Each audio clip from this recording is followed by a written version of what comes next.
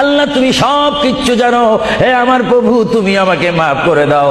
আমার আল্লাহ বলে, তারপরও যদি তোমাদেরকে আমি মাফ না করি, তারপরও বান্দা তোমরা আমার রহমতের দরজা থেকে ফিরে যাইও না। আমি তোমাদেরকে হুকুম দিচ্ছি, ওয়ালাউ আন্নাহুম ইয যালামু আনফুসাহুম জাউকা, বান্দারে যদি গুনাহ করে ফেলো আমার রহমত থেকে মুখ ফিরে তুমি চলে যাইও না।